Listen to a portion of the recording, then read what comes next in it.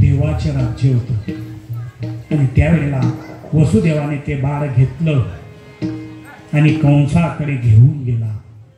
कंसाने त्या तानुल्याला हातात धरलं.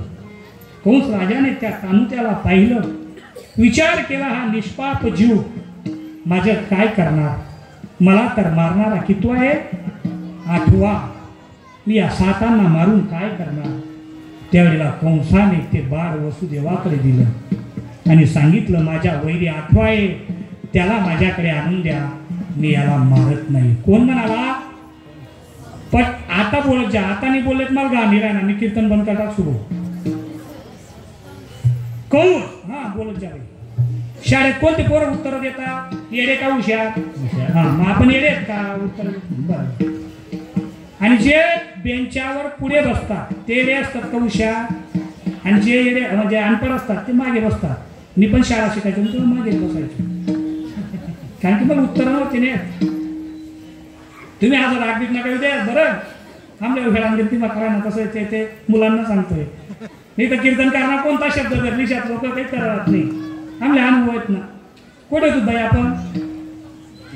हा हा कंस राजाने ते बाळ वसुदेवाच्या हाती दिला आणि सांगितलं की हा माझ्या वैरी नाही, माझ्या वैरी 8वा आहे. कोण म्हणतोय असं, कंस. कंस नुसतं नाव ऐकलं तर आपल्या मनात आनंद होतो का, क्रोध येतो, क्रोध येतो. त्याने आपला केना राग कापेले का, मग त्यांबद्दल आपल्या राग का बोलत जाणार. त्याने 6 मुलं मारले, देवकीचे 6 मारले, 7वी माया निघून गेली. त्याने देवकीचे 6 मुलं मारले. हे द्वापारयुगातली गोष्ट आपल्याला आज पण माहिती आहे, म्हणून आपल्याला कंसाबद्दल क्रोध येतो. त्याने आपलं काही बिघडवलेलं नाही. मुद्दे डोक्यात घ्या, मुद्दे डोक्यात घ्या. काही चुकलं तर कीर्तन संपल्यानंतर बोला, आता नको बोल ज्याला मन आपण घेऊन का. आणि मग कंसाबद्दल आपल्याला त्याने देवकीचे 6 मुलं मारले म्हणून राग येतो. कंस हा माणूस होता का राक्षस, राक्षस होता. त्याने पोरं मारत. बरं त्याने पोरं स्वतःना मारत का दुसऱ्याला मारत, स्वतःना मारत. बरं त्याने पोरं पोटमय बाहेर येऊ द्या नंतर मारत का पोटमय मारा का, कंसनी पोटना बाहेर येऊ नंतर मारा. आपण कोठे मारा, अरे आपण हजारो मुलं पोटात मारून टाकले. कंस राक्षस, आपण महाराक्षस. बर का, आपल्याला त्यांची दया आली नाही. त्याने दुसऱ्याचे मारले, बाहेर येऊ देऊन मारले. आपण पोटात मारून टाकले आणि आज त्याचा परिणाम भोगतोय. हा नवा 35-40 वर्ष पोरं रिकामा फिरा मारा, बाई भेटत नाही. पण ते चांगलंच केलं. कर्माची फळं ज्या जीवाने केली आहे त्याला त्या कर्माची फळं भोगावीच लागणार आहे.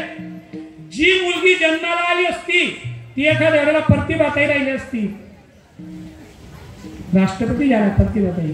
हाताच्या कोण आहे बाई, कोण आहे हाताच्या राष्ट्रपती, हा द्रौपदी मुर्मू झाली असती, जिजाई झाली असती, सावित्रीबाई फुले झाल्या असत्या. पण आपण कित्येक जिजाईंना, कित्येक सावित्री आईंना पोटात मारलं आणि मारल्याचे कर्माची फळं ज्यांना त्यांना भोगावी लागणार आहे. कारण की एखादं कर्म करायला 1 क्षण सुद्धा लागत नाही, परंतु त्या कर्माची भोग भोगण्यासाठी अनेक जन्म घ्यावे लागतात. म्हणून कधीही कर्म केले, कर्म झाले त्याची भोगाले.